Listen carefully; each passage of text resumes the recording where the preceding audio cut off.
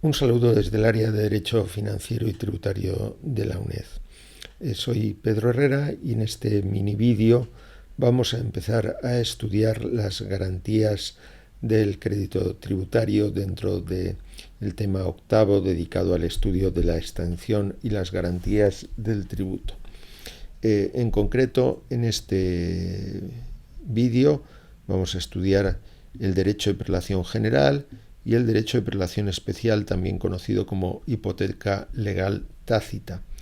Dejaremos para un último vídeo el derecho de afección, el derecho de retención y las medidas cautelares, que no son propiamente garantías en sentido estricto, pero colaboran a asegurar el crédito tributario. Comencemos con el derecho de prelación general. Una consideración previa es que la regulación de las garantías es casi no ha variado apenas desde su regulación inicial en la Ley General Tributaria de 1963 y por tanto presentan algunas disfunciones, y lo que sucede es que la Administración tiene otros medios, además de las garantías, para asegurar el cobro, como son la figura de la responsabilidad tributaria y las medidas cautelares, que sí han sido objeto de un importante desarrollo legislativo. Bien, aún así, las garantías tienen su importancia. Comencemos con el derecho de prelación general.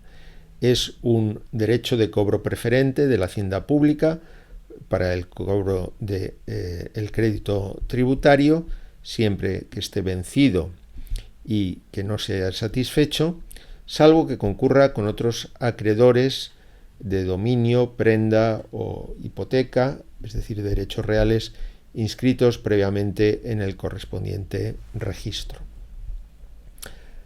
En realidad, esta garantía se concede para el cobro de cualquier crédito tributario, con independencia de que sea estatal, autonómico y local.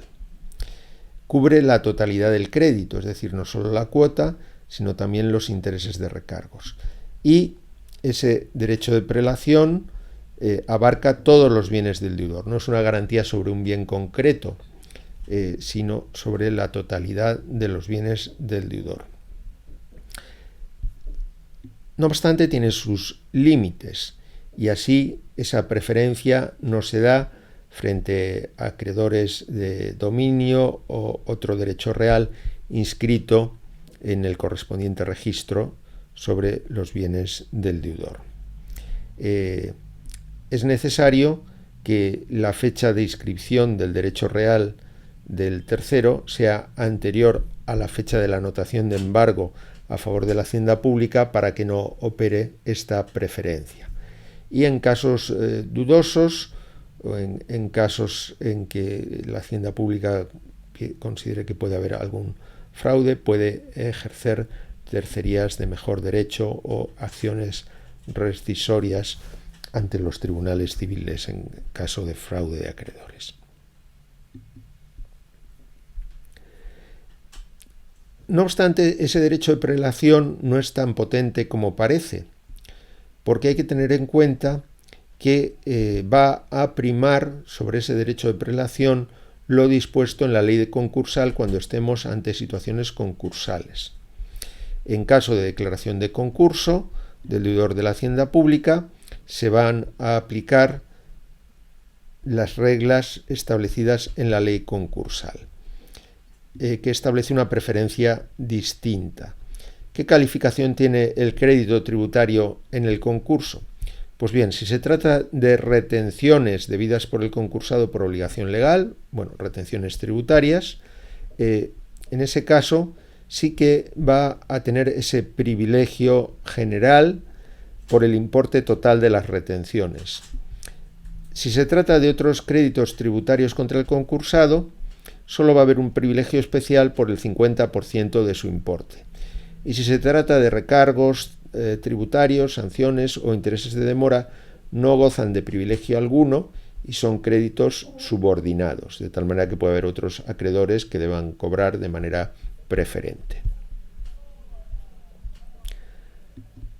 Veamos ahora el llamado derecho de prelación especial o hipoteca legal tácita. Es un derecho de prelación sobre bienes específicos del deudor para garantizar el cobro de determinados tributos que gravan periódicamente bienes o derechos inscribibles en un registro público. Y nos encontramos con algunas diferencias con el derecho de prelación general. En este caso, como hemos visto, el derecho de prelación, la hipoteca legal tácita o el derecho de prelación especial recae sobre bienes determinados. Los bienes grabados periódicamente y inscribibles en un registro público. En este caso, además, la Hacienda Pública tiene preferencia frente a cualquier otro acreedor, aunque tenga inscrito su derecho con anterioridad, pero la preferencia se limita al cobro de la deuda tributaria devengada y no satisfecha correspondiente al año natural en que se exija el pago y al inmediato anterior. Veamos con un ejemplo qué quiere decir esto. Imaginemos que lo que se trata es de la hipoteca legal tácita sobre un inmueble porque no se ha pagado el impuesto sobre bienes inmuebles. Pues bien, en este caso, aunque el impuesto sobre bienes inmuebles se devenga el 1 de enero, las ordenanzas pueden establecer distintos plazos para el pago del impuesto. Imaginemos que estamos ante el IBI correspondiente al año 2019 y que, de acuerdo con la ordenanza, debe pagarse en periodo voluntario en octubre del 2019. Pues bien, en este caso la garantía cubriría la deuda correspondiente al 2019, que se entiende que es la deuda correspondiente al año natural en que se exige el pago, y también el año anterior, que sería el 2018, de tal manera que podría ejecutarse ese bien inmueble para cobrar la deuda de esos 2 años. Teóricamente, esta garantía se aplica a los impuestos de todas las administraciones públicas, el Estado, las comunidades autónomas o los entes locales.